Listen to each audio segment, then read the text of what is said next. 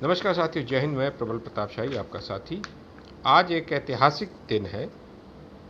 Supreme court of India के chief justice N V Ramana, justice Suryakant और justice हिमा कोहली के bench ने राजद्रोह यानी देशद्रोह के कानून पर रोक लगा दी है। हाँ, मैं फिर से कह रहा हूँ, राजद्रोह यानी देशद्रोह के कानून पर रोक लगा दी है, जो आईपीसी के सेक्शन 124A के अंतर्गत है। सुप्रीम कोर्ट के चीफ जस्टिस ने बोला कि मानवाधिकार और जनपक्षी मुद्दों का अधिकार लोगों को है, उठाने का हक लोगों को है, और ऐसे में राज्य सरकार हो या केंद्र सरकार, वह लोगों की द्वारा किए गए सरकार की क्रियाकलापों की आलोचना को दबाने के लिए राजद्रोह के केस का इस्तेमाल नहीं कर सकती। इससे भारत के संविधान में जो हक मिला है देश की जनता को स्वतंत्र विचार का, अपनी बात रखने का, उसका हनन है राजद्रोह के केस के प्रावधान। जब कोर्ट में सुप्रीम कोर्ट के जजों ने पूछा कि कितने लोगों के ऊपर यह केस दर्ज है, तो पता चला कि 13,000 लोगों के ऊपर वर्तमान में ये केस दर्ज है और लोग इसमें जेल में हैं। 1962 में सुप्रीम कोर्ट ने एक फैसला दिया था, एक अहम फैसला दिया था, जिसमें कहा था कि कोई भी व्यक्ति, नागरिक अपने सरकार के क्रियाकलापों की आलोचना कर सकता है। वह किसी भी राजद्रोह के अंतर्गत नहीं आता है। सरकार जनता चुनती है, तो जनता उस पर सवाल भी उठा सकती है उसके कामकाज पे।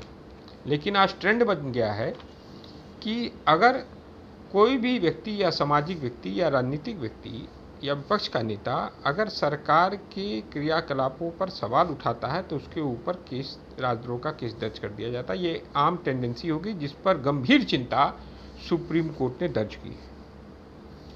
यह जुलाई के अंतिम हफ्ते तक, तीसरे हफ्ते तक अभी तक इस पर रोक है, और इस पर फिर उस पर सुनवाई होगी। और सुप्रीम कोर्ट में केंद्र सरकार ने भी माना है कि कुछ मामलों में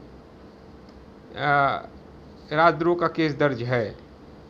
वही केंद्र सरकार जो तमाम लेखकों, पत्रकारों और उसके ऊपर राजद्रोह का केस दर्ज कर रही थी, वह खुद चिंतित है कि कुछ राज्यों में राजद्रोह का केस लोगों के ऊपर दर्ज हुआ।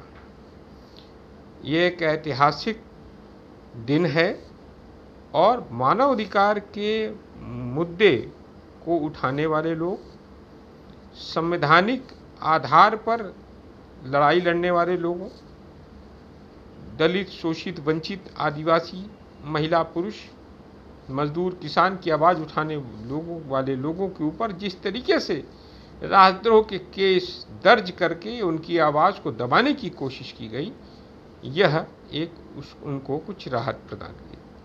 सुप्रीम कोर्ट ने यह भी कहा कि जो लोग इस केस में के अंतर्गत बंद हैं, तो उसको लेकर संबंधित अदालतों में अपनी जमानत की अर्जी भी दे सकते हैं।